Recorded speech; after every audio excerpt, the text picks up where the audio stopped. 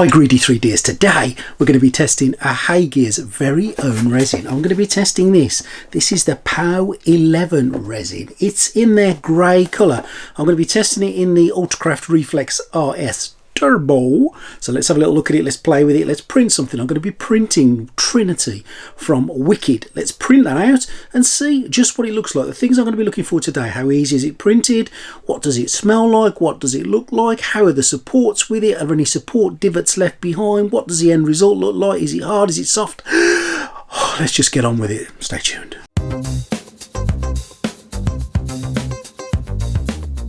So here we have the PAU or PAU11 grey modelling resin from HeyGears. Now their description of this resin is a resin with properties close to ABS. It suggests it features high impact resistance, it doesn't break easy, which we'll be testing a little bit later, and they suggest using it for parts like screws or casings, etc. So let's get it into the RS Turbo. I'm pouring it in to start with. It is in their usually shaped bottle, so I'm going to pop it into the back there for an auto feed should I need any more, and let's get printing. So as I said earlier, this is Trinity from the Matrix, made or designed or created by Wicked, and so far the printing process seems to be going really well. The only thing I've noticed coming back to the printer, there is quite a strong smell of resin, which I don't normally notice with the HeyGears machines, but I can certainly notice more of a resiny kind of smell with this PAU11 resin. But just looking at it from here, all looks good. Let's leave it to finish and come back in a bit. So when you come back to your 3D print, when you know that it's finished after a fair few hours have gone by, there's always a hint of trepidation when you really don't know what you're going to find. Let's have a look. Now when you first open the door, the first thing you look for is, has everything printed? Have I got just supports dangling there, or in worst case scenario a space? And I haven't. Now the only thing that bothers me with the RS printers is the build plate gathers so much resin on the top when you're finished that a third party designed print is necessary, in my humble opinion, to get that resin to get off the tray, because getting it off that tray is just a long-winded nightmare and a messy affair. So hang it on its side using that third-party print, and I'll put a little link in the description where you can get it from. But if you haven't got one, I suggest you do it, and it will make your life so much easier. So everything's looking good at this stage. But while it's covered in resin and it's wet and glistening, you can't really see if there's any defects or problems or issues that lie a little bit deeper. So first stage, yep, it's printed, all good. Let's get it off the build plate, let's get it cleaned up, and let's have a closer look at Trinity using PAU or PAU11. Okay, so there's a bit of a closer look to it. Let's get everything off this build plate and have a jolly good look at it. How easy does it come off the build plate? Always a good test for resin. Well, on this occasion, as you can see, with just a little bit of coercion with a spatula, it is literally oozing off. There is something quite therapeutic, I always think, about getting your prints off in this way. And they are coming off really wonderfully. There's very little left on the build plate itself, and all you need to do with that is a quick squirt with a little bit of IPA, get some blue roll and just wipe it down, and you're ready to go for your next print. I'm not going to run a vat clean because everything is printed beautifully, or it seems to have done. So let's get that back in the printer.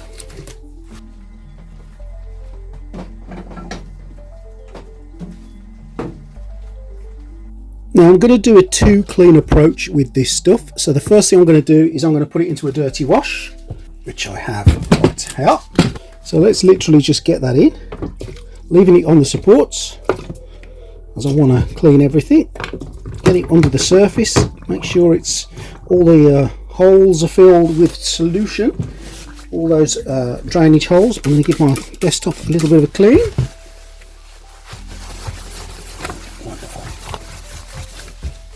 I do think it's really important to do a two clean wash on your resin pieces for a couple of reasons. One, IPA does not grow on trees, so you've got to buy it. And really, if you're changing your IPA every 5 minutes because you've got one bucket of the stuff and it's got dirty really quickly, then that's going to cost you an arm and a leg. I find getting the majority of the dirty resin off in a bucket, just with a little basket in, is the best thing you can do And then you take a second IPA wash. Now in my situation I'm using the Formlabs foam cleaning station, but you can use anything really. You could just use another bucket of this if you wanted to. But once you've given it a good old soak and it's well sort of drained and you've got the majority of it off, let's get it into the second cleaning process and clean it properly. Now for me, the second cleaning process is this absolutely incredible cleaning station by Formlabs. What I love about this is it just takes away the hard work from it really. So all you need to do, press the button, raise the old tray out. I'm just going to make sure I drain everything because I don't want all this all over my floor. And then once it's done, just feed it into the resin tray, into the IPA tray that's there. And now I know I've got some clean resin in there that I can give everything a real thorough clean with. Last but no means least, the head goes in. Literally press the start button and away it goes.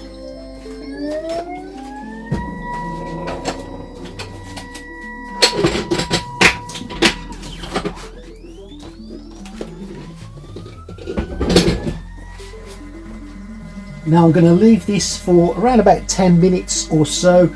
I'll give it a little bit of a waggle halfway through just to make sure that any resin that's gathered in the drainage holes comes out and I get some cleaner resin in, and also just to make sure that everything's covered in resin because at the moment some of the top just isn't covered enough.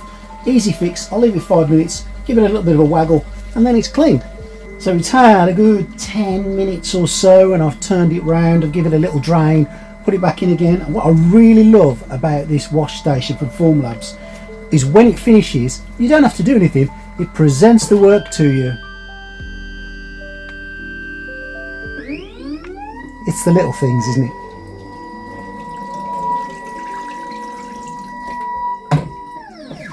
So I'm just going to make sure that everything drains. So just move stuff about so that all the drain holes are on the bottom, just to get as much of that IPA back in there as I can.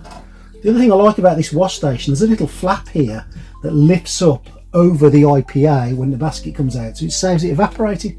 Wonderful. They think of lots of little things, don't they, which is really good.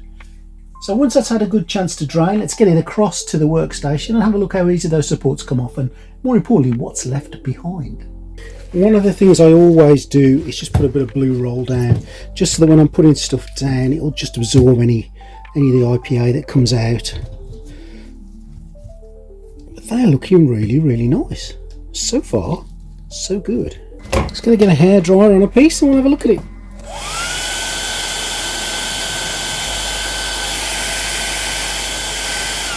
So you can either use a hairdryer or some hot water just to get the supports off, but I like to use a hairdryer because it's right next to me and it's convenient. And okay, there we go. The supports aren't too bad. I think they're going to need a bit of a clean up, but they'll sand off nicely. I'm okay with that. Need to have a closer look at it, but let's get the others off.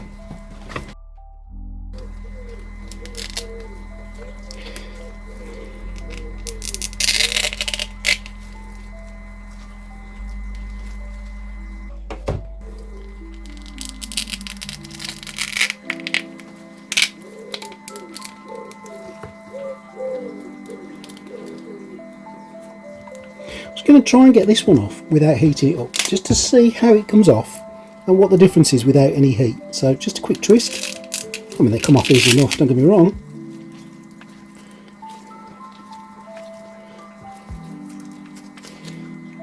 You know, that's not too bad at all. It's going to need a bit of a tidy up, but that's not too bad. Let's try it on the main part of the body.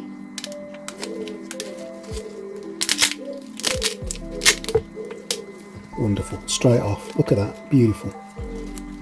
Okay, there we go.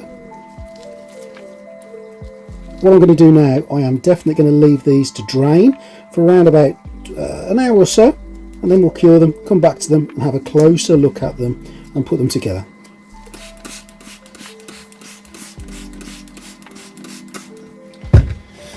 Oh, look at that, what a bloody plonker. I've done it again. I've put a hole through to drain and I've missed completely that it's gone through the model. It's not a problem, I can feel it, I'm just annoyed with myself for doing it.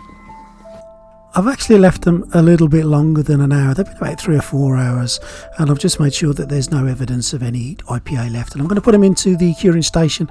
It's the HeyGears curing station. I'm going to give them 9 minutes or so, 10 minutes, turn around and do it again. I'll tell you what I have noticed. Some of the blue kitchen roll has rubbed off onto the grey, which is a bit weird, but hey-ho. Let's get it in there. Let's give it 20 minutes in total and see what we've got. Let's have a closer look at them after. Now, you remember me saying until it's clean, you don't really know what you're going to get. Well, I'm not too chuffed with what I'm seeing here. There is a line that goes straight through Trinity's face. It goes all the way around the front and around the back, and those support settings do look a little bit of a mess. Now, in the scheme of things, in the reality of things, that is perfectly clean upable, and I will show you that it is easy to clean up, but it's there and it shouldn't really be there. Look at the trousers as well. There are some quite clear, they're not layer lines, they're shift lines of for some reason, and I don't really know why they're there, but they are definitely there. Again, I can clean them up. I'm not too fussed about it. The other thing I'm going to say with this resin, even though it's been cured for 20 minutes, it feels kind of tacky. It feels kind of soft. It feels kind of uncured, and I know for a fact it's had plenty of time in the UV goodness of their curing station, but overall the quality is not horrendous. I mean, the boot itself, you look at the boot, it looks nice, it looks okay, the details in there. I don't get why the blue roll has rubbed off on there and it's stained it. I've not really seen that with anything else, so is it a bit porous? I'm not too sure. Now, I have raised a support ticket with HeyGears to ask them all the questions I've just mentioned there as to why these things are not working as they should, why have we got those lines, why is there layer lines, why is it a bit tacky. And the good thing with HeyGears is you can ask their support questions. I've also sent them a load of photographs of all these parts as well, and we'll come back with you to their answer to let you know what they say and what their thoughts are on it. Now, these are easy to clean up, and I'll show you that process now. So no real dramas. There's nothing there that can't be put right with just 10 or 15 minutes of sanding. Remember, I said it weren't going to be too hard to clean her up. All I've used is some 180 grit sandpaper to get the majority of those supports off, and a rotary tool with what looks like a wire wool brush on there just to smooth everything out. And it's literally took me no more than 10 minutes to rectify the problem with Trinity. It's probably going to need a little bit more work, but come on, you can remember what it looked like before. That is absolutely 100% better. Wonderful. The same with the legs. I've given those legs a going over with the wire wool just to try to smooth out those lines that were in there. And again, once that's got a layer of paint on, that will be absolutely fine. There's a little bit more work still to do, but we are definitely winning. So it's actually less than 24 hours since I sent that HeyGears blueprint request for some help and advice on those problems, and I've actually had a reply. Let's have a little listen to see what they've said. Hello there. Thank you for reaching out. After looking through your project file, we have identified some issues that might have caused the failed print. The suctioned cup issues might be what is causing the prints to fail. Please use the printability function to detect the issues. To prevent suctioned cup, you can add holes to the model. We also notice your model have holes and other abnormalities. Please use the repair function to detect those issues, and the software will repair those issues. Before printing, please use the 120 U-meters of filter paper cone to file resin to avoid any floating residues inside the resin and clean the resin tank. Well, that seems a very concise answer. You can repair all of your things in one go, which is good. So select all, choose repair. This little icon will appear. Click on it for each individual part and it will tell you what it recommends you do. I just suggest following the recommendations. Click the repair button and it will then go through the motions and show you what it's done with 2 changed emblems. Click on those or icons, confirm job done. Once you've confirmed both of those, go back up to printability, which sits at the top. I've never used this is new for me too.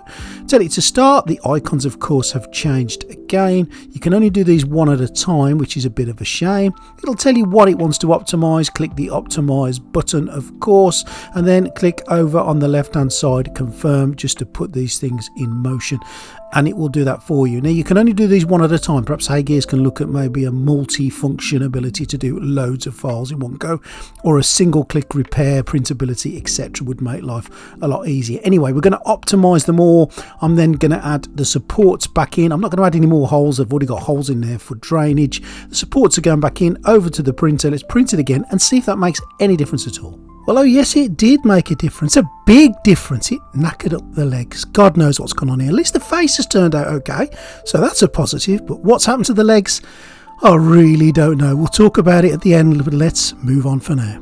Alright, let's just test a couple of minis. I've got some Loot Studios 32mm and 75mm models. The 75mm one is quite detailed. I'm going to pop them on, get them done, and we'll come back to them when they're finished. Happy to report everything's printed with no failures, but of course getting them off the build plate will be the key, as will the test at the end when I try to break them. Let's have a little closer look at them just coming off.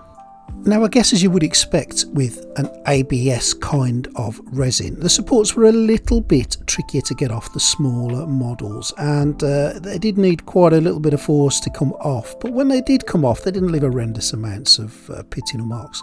You're going to have to do some cleanup. You can't get away with that. The bigger 75mm piece, I was really surprised when the supports came off that nothing broke on it, nothing at all, which I guess gives it a little bit of a tantamount to its strength. But the supports did come off in the end, and again, some cleanup required, but I just want to see after curing how sturdy they are, and of course, do they break? And I am pleasantly surprised how nice they look, considering, I mean, look at all the detail in that model. There's shed loads in there. It needs to get a few more of the supports off, and it needs a bit of a sand or an engraving tool jobby on it just to get rid of the markings. But do you know what? That don't look too bad at all, does it? The details in that are amazing. And as I said, the supports come off without breaking anything. So it's got a relative amount of strength in there. It's whether it lasts me poking and prodding it, and whether it would smash when it dropped. And I just can't bring myself to drop it. I'm so sorry, because I'm sure bits of it would fall off if I did. The 32mm model looks great. I'm all right with that. Again, it's come off the supports. Gonna need a clean up, of course it is, but it's all printed okay. I think with a tiny bit of cleanup on that and get rid of some of the little support settings that you can still see, that would be absolutely adequate for a 32mm piece. You got to remember, it's tiny.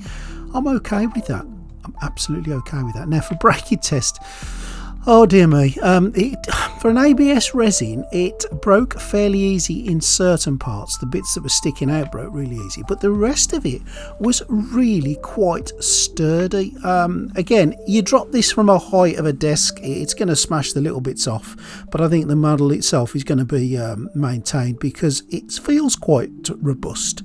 The little one as well, it's got that bend in it, it's got the curve in it. I'm all right, yeah, it's good. It's not snapping easy. It's certainly not brittle. Is it the strongest resin I've ever used? No, but it's not maintaining that. It's suggesting it's an ABS like resin, and it certainly is flexible and strong, but again, too much flex and it's going to snap. That is quite evident. Well, I think it's fair to say that my journey with PAU11 from HeyGears has not been a journey without faults and without issues or problems. Let's just look back at Trinity. I followed all the instructions that was given to me by the HeyGears team, and we had another massive failure with the legs. I've got no idea why. I'll be sending it back off with pictures to the team to see what they have to say, and I'll update the comments. I'll pin a comment to say what comes back, but I really have no clue. Now, in HeyGears' defense, and I'm trying to be open-minded here, that resin is not designed for models. It's not designed for miniatures. If you want to print miniatures, you've got PAF10, PAS10, PAP10, PAP10, all the other ones that are specifically designed for your models. This one is more about casings, nuts and bolts, things that are going to be stronger and longer living, and things you can keep outside. So this resin was not designed for that. However, there is no reason at all why it shouldn't print what I've told it to print, because if that was an industrial part, that was a casing, I suspect would have had a very similar outcome, because if one print fails for me, another print, or they're all going to fail in a similar way. We need to get to the bottom of what it is. The only thing that crossed my mind as I was going through this, and again, it's not something that doesn't happen all the time, is I had an FDM printer, my Bamboo Labs A1, running at exactly the same time I was printing on the HeyGears. They are on two completely separate desks. They're not in any way, shape or form next to each other, but I am conscious that the A1 can vibrate at times. So was it a vibration? Did the vibration cause the layer lines? I haven't got enough of this PAU11 left to test it in any great depth, so I can't really do that. If HeyGears want to send me some more, then I will of course plow on and do some more testing with it, but I am trying to think of what could have caused it. But just saying that, I have my printers running most times at the same time, maybe 2 FDM printers running with the Centura Carbon as well as the A1 and the RS Turbo, and I haven't come across these layer line shifts or this failure to this extent before. But I'm just trying to think out of the box. The strength of it on the small parts, on the small parts, on the tiny little 32mm model, it wasn't too bad. It was bendy. It didn't necessarily break. It broke on the 75mm, but only on the sword and on the thinner parts. The thicker parts were very tough and very durable and quite flexible. So maybe for parts, for casings, for things of an industrial nature, maybe. But I'm a 3D hobby printer. I'm afraid I don't do stuff like that. I do minis and I do Trinity models and stuff like that. And for me, PAU11 at 70 quid a kilogram, it's not for us hobbyists. I don't believe that at all. I think if you're maybe going to print something that you need to be absolutely rock steady and solid from an ABS perspective, like maybe a PS5 holder, controller case, or a case for another game controller, or something like I don't know, a light switch socket holder. I don't know, I'm making it as I go along. Stuff like that. You know, maybe, but 70 quid a kilogram. There are much cheaper ABS resins out there on the market, as we know. Some low ABS is under 20 quid a kilogram. So HeyGears resins, up until this point, I've had no real dramas with any HeyGears resins. They've all been really good. PAU11 for me, I don't like it. It's not really for me. I haven't had brilliant results, but I will always try to be impartial and try to be fair. I'd quite like to try some more in a controlled environment without the other printer running to see what goes on. But if my other HeyGears resins aren't doing that and other resins I'm using in the RS aren't doing that, I really don't see why PAU11 should do this unless the HeyGears team want to tell me something different. So be really interested to hear your thoughts on this. Let me know what you think. I think it's really good to share our knowledge of this one and to see if you've experienced these problems. And what do you think it is? It could be a number of things, but I'm not going to guess stuff, but what do you think it is? If you like this and you like the content I'm doing on this channel, please subscribe. Please think about joining the Greedy 3D Patreon. And thank you to my Patreons. You guys are fantastic. Stay tuned to the channel. We've got other resin reviews coming up. I've got another one from HeyGears. I've got another third-party one as well. I've got some videos. I've got some 3D printer reviews to do. I've got some laser engravers to do. I've got loads of things coming up on the channel. Got some painting as well. So lots and lots of things going forward. If you're a Star Wars fan, I've got some stuff coming up for Star Wars as well that you might like. But more importantly, just let me know what you think about what you've seen today and interact with the channel. And thanks for watching. I'll be really interested what HeyGears have got to say, and I'll pin it in the comments when I send them this next support question. Thanks for watching, guys. See you next time.